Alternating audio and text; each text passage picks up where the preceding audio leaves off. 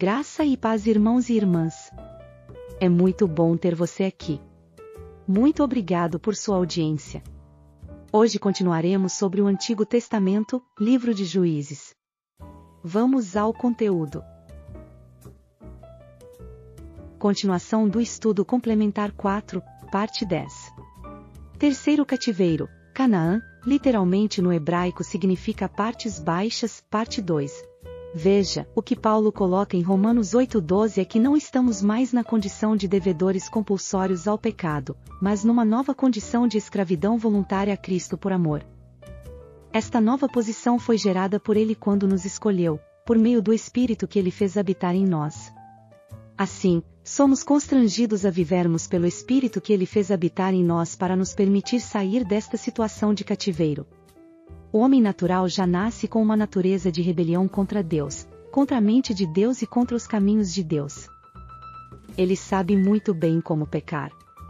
Pecado, carne e morte é a sequência de Romanos, antes de abordar de forma maravilhosa a obra que nosso Senhor fez por nós na cruz do Calvário. O pecado estimula a nossa carne e o andar na carne gera morte.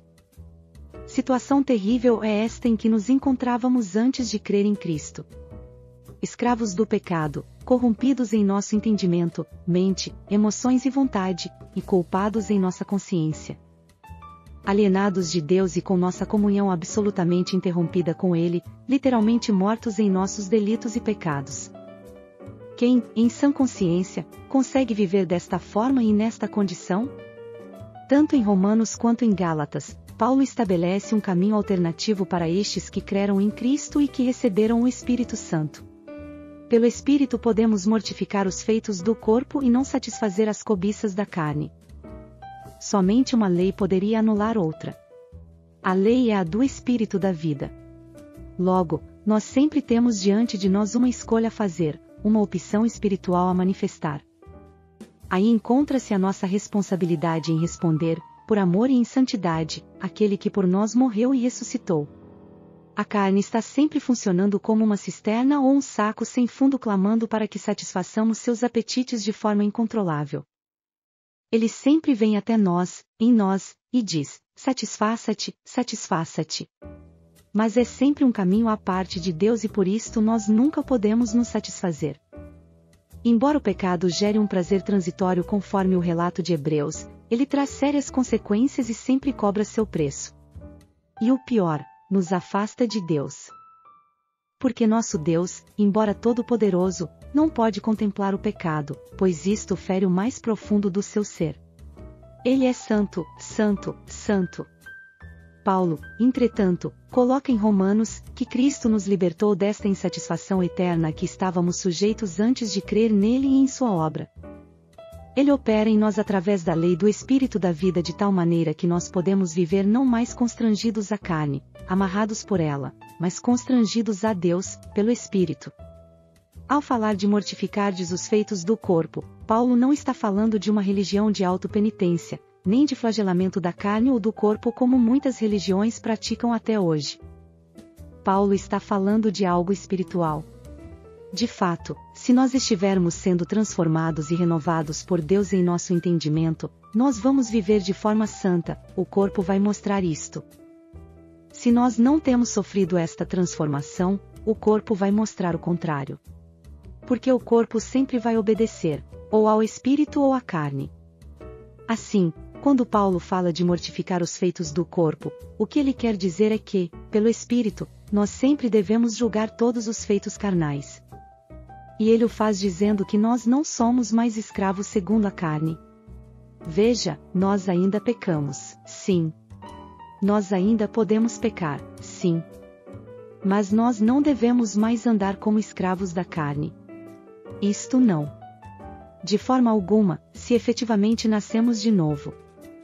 Portanto, pelo Espírito de Deus que habita em nós, nós podemos reconhecer estes tentáculos de escravidão da carne sendo manifestados através de nosso ser, mesmo que através de coisas supostamente legítimas, pois estas são mais sutis e nos enganam com maior facilidade. Nós não somos mais constrangidos a viver escravizados pelo pecado, pois Cristo, na cruz, julgou o pecado na carne. Esta é uma maravilhosa boa nova, pois senão nós nunca teríamos chance. Lembre-se, Jabim dominava duramente sobre Israel com 900 carros de ferro. As cobiças e paixões da carne, indomáveis, inconquistáveis. Só o Senhor poderia conduzir aquele exército, Jabim e os 900 carros de ferro, aos pés de Baraque e dar a vitória a Baraque. Ninguém mais poderia fazer isto. Isto demonstra uma linda figura contida no Antigo Testamento. Somente Deus pode conduzir as nossas cobiças e paixões até nós mesmos, para que nós as vejamos, para que nós as possamos discernir. E só Ele, depois de nos dar o discernimento, pode julgar estas cobiças e paixões e conduzi-las à morte. É por isto que há a expressão, mas se pelo Espírito mortificardes os feitos do corpo. Daí entendermos que religião não funciona. É por isto que o autoflagelamento não funciona, que o rigor ascético não funciona. A nossa força de vontade é simplesmente inútil no tocante a estas coisas e o isolamento ou ascetismo simplesmente não funciona e, em determinados casos, até reforça toda a consciência de pecaminosidade intrínseca. Porque as cobiças e paixões estão dentro de nosso coração fervilhando o tempo todo, não importa onde estivermos. E elas são inconquistáveis, a não ser que pelo Espírito elas sejam mortificadas. E o fundamento é que, segundo sua maravilhosa graça, Cristo na cruz julgou o pecado na carne. O fundamento não é nem mesmo o que o Espírito Santo pode fazer por nós, em nós, o fundamento é a cruz. É o que Cristo fez com a carne lá na cruz, 2 Coríntios 5:21. E a maneira de nos apropriarmos dos benefícios da cruz, do que Cristo fez é dependente de andarmos em comunhão, em união e em aliança com o Espírito de Deus em obediência a Ele. E isto fica tipificado no Antigo Testamento através do livro de Ruth. Ruth é uma figura da igreja e Boaz é um tipo de Cristo, nosso Senhor. Portanto, o segredo da vitória na batalha espiritual conforme demonstrado em Juízes está na vida de união com nosso Boaz, tipificada no livro de Ruth. Sem união com ele, nós nunca teremos vitória nesta batalha espiritual, porque são 900 carros de ferro, é uma dura opressão. Logo, precisamos compreender isto em nossa relação individual com nosso Senhor. O que ele nos tem demonstrado que é cobiça em nosso coração? O que tem, em nós, em nosso coração, desejado algo além dele ou pleiteado contra ele de forma que busquemos algo fora dele? Como estas paixões funcionam em nossa vida? Quais são os mecanismos que alimentam estas paixões? Se não descobrirmos estes mecanismos na luta contra estas cobiças e paixões, nós temos pouca chance na batalha espiritual. Quanto mais união com Cristo, maior o nosso discernimento do funcionamento destes mecanismos operando em nós e alimentando estas cobiças e paixões. Quanto maior visão, maior possibilidade de uma vida de santidade. Este é o processo de Deus. O processo de Deus não é eliminar a carne de nós, mas é de nos unir a Ele. E quanto mais próximos dele em intimidade, em união, em comunhão, mais nós vamos discernir os mecanismos da carne e menos enganados nós seremos, mais santamente nós viveremos.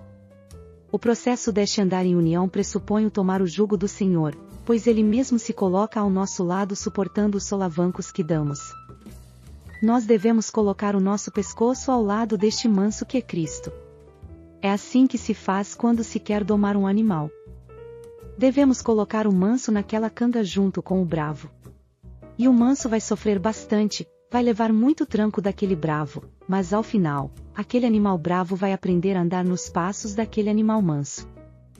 Ele vai aprender a não se assustar com tudo, afinal, o manso aprendeu a obediência pelas coisas que sofreu. É claro que, ao final de cada dia, pelo andar ao lado do boi bravo, o pescoço do boi manso está todo esfolado, porque o boi novo de tanto se inquietar não para no jugo. Ele dá coices, ele corre, ele não se aquieta. Mas ao final, depois de muito machucar o boi manso, ele se amansa e passa a andar nas pegadas do boi manso. Assim é a nossa relação com Cristo. Obrigado por assistir até aqui. E não perca a continuação do estudo complementar 4, no próximo vídeo. Graça e paz, irmãos e irmãs.